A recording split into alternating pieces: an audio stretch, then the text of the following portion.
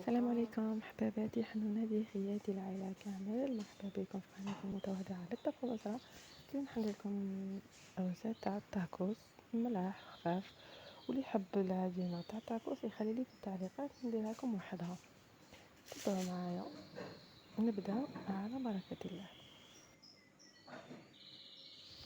لي زيبيس باينين ندير فيها كمان، ندير كمون في الحانوت كيري كركم كامل لي بيس اللي تحبوهم ديروهم يا فتيشي. الزيت، الملح، الثوم، البصل، الرند. وحاجه جديده على بالي زروديه وقليصه دي بون شي با واش تقول لها لي زوطخ ولايه بالملح. شوفوا جربوها صدقوني بالله ما حش تندموا عليها، كارثه بنا. مور ما نديرو زروديه كطيب نجيبو مقله واحده اخرى نديرو فيها الزيت والبصل الرابي، نديرو فيها السكالوب ولا الدجاج ولا الدندش، اي حاجه الجود من موجود حبيبتي.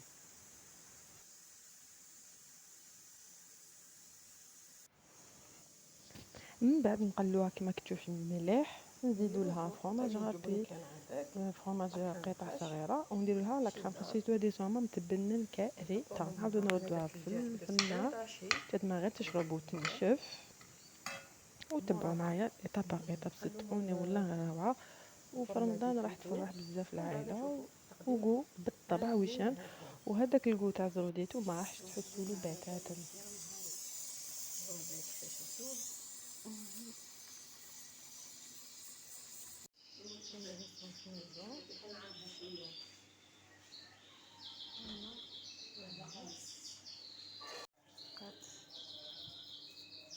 نشوفوها طبق التقديم. مبروك تفريسيوها تجربوها ورجعوا لي اخر رمضان.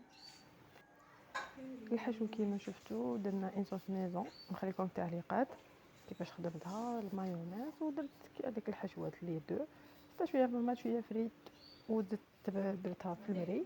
تحب دير بانيني كيما تحبي، وبصحتكم في رمضان.